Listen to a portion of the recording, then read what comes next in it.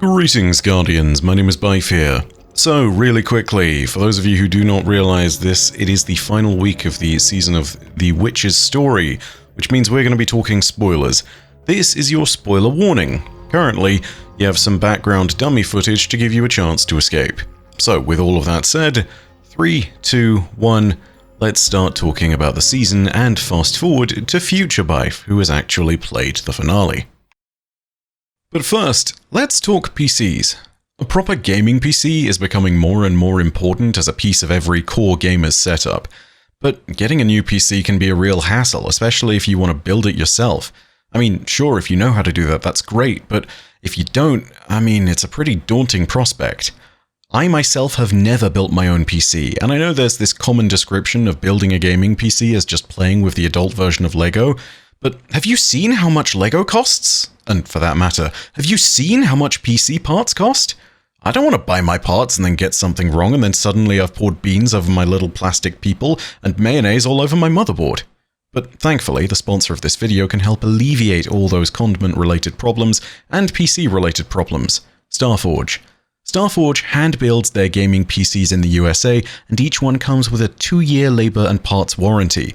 So if something expensive is broken or stops functioning, don't worry, you're covered. No, not in mayonnaise. You're insured. Starforge is also great if you're on a budget. Starforge has a variety of PCs that might suit you, from their more affordable Horizon PC to their super stacked Voyager PCs with the latest 40 series GPUs. There's something in there for anyone's price range. If you're looking for a gaming PC today, go to Starforge using my link in the description. Thanks again to Starforge for sponsoring this video. Okay, Bife from the future here, and I've tried recording this a few different times, and I'm going to try and get through it more quickly because there's a little bit of waffle in this script. I have notes in front of me, not thoughts. Not everything is there as a full-on script, but we'll give this a go. So here's a quick recap of what happened at the finale of the seasonal story. Before I start that though, quick note, I don't think this is technically the finale. We still have 3 radio conversations we've not discovered according to the Triumph, so there's likely to be more. We also do not have the last part of the Imbaru engine. It makes me believe there may be some other exotic quest going on, there may be an exotic mission, there may just be a final mission where we open up the Imbaru engine and it reveals another part of Savathun's plan. Who knows? Point being, story is not truly over. This is the big climactic finale to Eris's part of the story, but Savathun's story is continuing. That being said, what happened? So, Eris Morn defeated the Leviathan Eater with us at her side. It was a moment where she was able to tithe powerful destruction. Savathun was briefly resurrected by Immaru. Eris Morn stole the power from Savathun by killing her and used it to banish Xivu Arath from her throne world, rendering her mortal. For that brief moment, Eris Morn was the most powerful hive in history, but she chose to give up that power as she promised she would and remain human, rejecting the sword logic, losing her hive form and losing her godhood as a result. There's also lore and additional bits that wrap up after that cutscene is concluded. In the lore, which we get thanks to the Radio Conversations lorebook from this season, we know that Savathun gets resurrected a second time by Immaru. She shows that she still has plenty of power, but refuses to fight when the Guardian steps in and says that I'm ready to fight too. It's kind of an important moment. We've never seen the Guardian in a lore tab like this before. Savathun then offers Immaru as collateral so that she can walk away and they can have relative peace, and says that the way for us to reach the Witness, which by the way is the reason we're all here, will reveal itself in time. We begrudgingly let her go when Eris Morn steps in and says that we probably should let her go. This is a moment of great frustration for Ikora and clearly for the Guardian, but it's something that they follow through on, and this is why, as well, the story is likely not over. So, here are some thoughts. Positive things first, and we're going to try and keep everything brief because I want to actually get this out on time. If you want a more in-depth thing of all of this, I can go through it more as time goes on. What are my overall thoughts about Season of the Witches finale? I think that it is abrupt, and I think that it's one of the only times when the presentation of this season has actually failed. As far as the actual story being told here, it's all actually really good. Characters are consistent, everything functions as it should. It tells a coherent story with all the moments that it needs. but it's not all presented in a way that everyone is going to see, and that is my biggest problem with it. I don't necessarily want to sit there and say this is all opinion. I do think that there is objective data that you could potentially throw at this idea to show that, yeah, this isn't just about opinions, it is actually something that's factual. Before I do jump into that though as well, I recently had a thread that I jumped into that was being put on by Yoshi, who is a member of the Bungie narrative team. This was an important thread because it was an AMA, and I asked what the way to give better, more actionable feedback was. So I'm trying to take cues from that, and part of it is to not give as many opinions or ideas of how you would do it, because ultimately those things don't necessarily understand game dev, and sometimes they don't understand the intent of what was being created here. So I'm going to go ahead and give what I think is less of an opinionated piece of feedback, but it may still be an opinion. So again though, positive things first, and this is a little bit more opinion. Story impact wise, this narrative is massive. It has huge ramifications and implications going forward, which is a good thing. It makes for a meaty, meaningful story that will have an impact for years to come. Xivu Arath is now mortal, which effectively takes her out of the fight entirely. The Cabal have a more realistic chance of retaking Tora Battle after this. The Witness lost its most effective general in this entire fight, and the Witness-aligned Hive are all in disarray. Savathun is also alive again, meaning that the most interesting character within Destiny's entire story is back and making moves once more. Savathun's brief interaction with Eris was really exciting, even if it was something that only lasted a few seconds. I think it was exciting because it was a moment that we've been waiting for the entire season. Watching Eris actually kill Savathun was also a moment that was really gasp-worthy. So yeah, I really enjoyed all of that. Having said that, the story may have achieved its function, and it does have all the relevant bits to make sense, be a consistent narrative, and to actually provide all the moving parts needed to go forward, but there are problems, and I believe those problems stem from presentation. To really simply summarize it, there are some things that I believe should have been in the cutscene and not in the lore, and there are some moments that I think were missing from it all entirely. This is what I really want to focus on. The moment where Savathun is killed by Eris is one where Ikora momentarily proclaims her to be the most powerful Hive in history.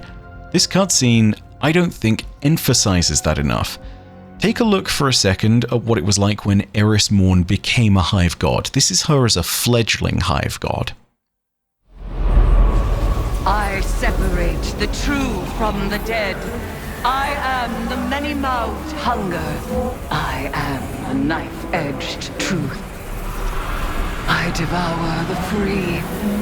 I conspire with my vengeance. I will take what I need. The words in my throat are the weapon in my fist. Hayat! Hayat! Hayat! There is soulfire, there is a tornado, there are dozens and dozens of worms, Eris is chanting, it's a ritual moment, and it is something that shows true power, and everything has fanfare to it. But Eris, when she becomes the most powerful Hive in history, just glows for a bit more and absorbs some energy from Savathun. I think that the difference between her becoming a god and becoming the most powerful Hive in history should have been less stark. It should have been more comparable because it is a big moment. Eris is becoming more powerful than Oryx the Taken King at the height of his power. Eris deserves that moment to be something filled with fanfare, and it didn't feel like it was quite that.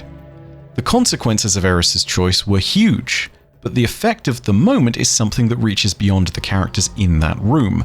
And this is the other point at which I think the presentation of this cutscene fails to sell the importance of this moment. I don't know if we'll see it in the future, but this would have been a very good time to reveal Xivu Arath in a moment of defeat and a moment that would truly define her. She has been defeated by Eris Morn utterly, and not seeing Xivu's reaction cuts off half the impact of Eris's massive decision, which, as a reminder, is an impact on both Eris and her. We see the effect of Eris Morn's choice to not become a god and to banish Xivu Arath, thus rendering Xivu mortal, but we don't get to see the knock-on effect of what that does to Xivu, and that's why this moment doesn't feel so important, and it might feel anticlimactic for some. It's a presentation issue, not a writing issue. We should have seen something that really sells that. Eris Morn crushing the sigil of Xivu is a good intro to that, but it's not the main meal. It's something that should have been sold. Ikora says that this moment is reshaping the Hive Pantheon, but we only see a part of that reshaping. Now, to give you the real personal side of things of how I felt, for me this made the cutscene feel anticlimactic. One person's opinion, but I do think that all the things that made it that way for me stretch beyond just myself. Presentation for a moment like this is important. This is a moment that's akin to Oryx turning into the Taken King. This is a moment akin to the King's Fall raid where Oryx is defeated. This is a moment akin to Savathûn ascending into a Lightbearer. All these moments have dramatic cutscenes that sell the importance of these points in time, or they're at the climax of raids that show us something truly powerful, or they're in some vaunted place within the lore that has been built to for approximately 25 prior lore entries, where gods have been killed and slain so that that moment can be achieved. All of them have narrative importance, and I don't think that this cutscene where Eris gets an equally important narrative moment is really given that same gravitas. I'm going to also interject here by saying I know I've said "I think" a whole bunch of times, but again, hopefully you understand why I say that that's something that maybe reaches beyond opinion, because it isn't something that everyone is seeing. On that note, the lore tab that we get that tells us about Savathûn's resurrection, I believe that's something which players will get confused by going forward, and the reason why is this. Some players are only going to see that cutscene and are going to skip through all the other bits and pieces, or are going to forget because it won't land in their mind as much. I imagine at some point in the future we're going to have a moment where Savathûn resurfaces and we're going to see somebody say, "Wait, I thought Eris Morn killed her." That I think is a problem because we don't see what happens in the lore tab going down in the cutscene again. All of it is a presentation issue, not a writing issue. The actual moment displayed is good, the way it's presented is not. Now, to give a little bit of a fair point here, it's hard to sit there and make all of this into cutscenes, and the reason is very simple. There is a limited amount of time that Bungie will have to work on any single season, so choosing the moments is important. If a choice had to be made between Eris Morn's decision and her choice to stay human, Xivu Arath's reaction to losing her godhood, and the cutscene afterwards, where hypothetically we would have seen Savathûn, Eris, and Ikora's conversation, and she would have given us the little tease of information, I feel like this is the best of the three that could have been chosen for those moments to be made into a cutscene. But I feel as though there needs to be more of a push for these moments to be cutscenes if possible, because these resources need to be thrown in there. These moments are critical to player comprehension of the story, and cutscenes are Bungie's most powerful vehicle for displaying that. So yeah, this is important to keep everybody on the rails. It is something that allows you to keep everybody looped into the plot. I'd also state that lore tabs are something that should be for lore, something that not everybody will read and that people can occasionally afford to miss. Most players will not read that lore tab compared to the number that have seen that cutscene, not least because it's a lore tab and it's just not for everybody, but also because of the fact that it unlocks after you've seen all of the different bits that are attached to the seasonal story, including the radio conversation, the last conversation in the Athenaeum with Eris, and the final seasonal cutscene itself. All of this happens before you get that crucial bit of context from the lore tab which tells you about Savathûn's resurrection again, and how she is giving us Immaru as collateral, and how she is eventually going to reveal the way to get to the Witness on the other side of the portal. All of that is important story information. It should be in the story, not in the lore. Now, I know I've just gone on about critique for the last 7 or 8 minutes, and I imagine that some of you are going to sit there and say that this probably means the entire season is terrible. But remember, we're sitting here at the end of the season, and we're feeling what happened at the end of the seasonal narrative. And the entirety of the story is actually not bad at all. I think a lot of the important moments that happen in this season, presentation-wise, are actually good. And I think that our impressions of the end of this should not sell the idea that this season was bad. The overall season itself is actually pretty good. Bungie has stepped away from a predictable model of storytelling, where every week is fetching a MacGuffin. This time, we actually had a tantalizing question at the core of the story, which Bungie was actively pushing. The idea of whether Eris Morn can be trusted is something that people have asked for years and years and years and years, and whilst those of us who are more read in the lore and more versed would have known that, yes, Eris was someone to trust in this particular timeline, Bungie appropriately pushed characters like Elsie Bray into the limelight, showing that there were people who absolutely didn't trust Eris and had good reason not to trust her. With all of that being said, it's something that allowed us to entertain the conversation and then thoroughly put it to bed. Drifter was right all along. He knows Eris can be trusted. He didn't trust the rumors at all. He trusted her. The point of all of this is to say that the story itself had some strong points, and it achieved a lot of the things I think it set out to. It gives us a nice little new chapter to Eris' story to jump into. It brings back one of Destiny's major villains in Savathûn, thus putting another interesting story piece back on the board. It moves a tangible conflict with Xivu Arath and the Cabal into the picture, and moves Xivu Arath as an obstacle out of the way of our attempt to follow the Witness. It will also eventually, when we do get the information of how to pass through the portal, give us a note as to how we can do that, and it will lead us into next season, which I imagine is the reason why we've not seen all the radio conversations and why Savathûn hasn't revealed it all to us just yet. This season has a lot of strong moments. I think it has more strong than it has weak moments, but I would also say that there are some key fumblings in presentation, and that has me worried. I would simply say this: I hope that the upcoming change from seasons to episodes gives Bungie more opportunities to put these key moments in cutscenes, in bits of narrative, so that we can all see them for what they truly are. This is something that matters, because as we go forward, we can't afford to put story in lore tabs. We need to have every player on board with a coherent story going forward. I would remind everyone, the reason why Lightfall's campaign was not viewed well, and this is Bungie's own admission by the way, is that we did not get enough of an explanation about the Veil, a key story element. This is something that Bungie immediately addressed with regards to criticism. It's something that they pointed out in their Final Shape vidoc as a response to all of this. And if you don't think that's the case, look at what they say. They talk about the idea that it's immediately a campaign where the focus is on the Witness and on stopping the Witness. There is nothing else going on. They are getting straight to the point. We still need to be focusing in on those key moments. If there is something important that is missed, players will make note of it. And so I'm going to go ahead and say again, the key fumblings of presentation are still there, and that still has me worried. I'll be keenly watching next season because this is an improvement, but it's not over. Still have to see what goes on as the season progresses, and I imagine some of the bits that I've been asking and talking about will be made more clear in those last little tidbits. We need to make sure this doesn't happen again. It's one of these moments that is not as immediately frustrating as Lightfall, where we're constantly talking about something we don't know about, but it is something that will leave a few players behind. I am waiting and fearing that comment of, "Oh, I thought Savathûn was killed by Eris." I'm awaiting that moment where people sit there and say, wait, we didn't learn about how we're supposed to get through the portal. Some of those things are going to get fixed, I don't doubt that. I imagine that it's something that's just coming along, and fixed is maybe even the wrong word, it's just not with us yet. But presentation is important here, because all of the key moments and key bits of a good narrative are here, they're just not all presented in the format they need to be. That's the thing I would point out. That's what I think the important feedback is for this. Is Season of the Witch good? Yeah, go play it. It's a great story, and it sets up a lot of cool things to come.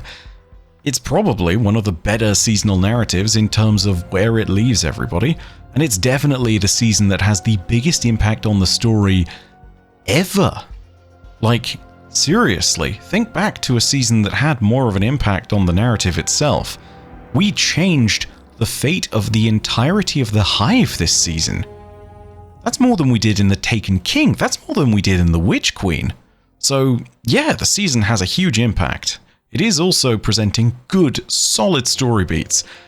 There are just some presentation issues that really need to be addressed. Anyway, I've gone on for all of this longer than I need to.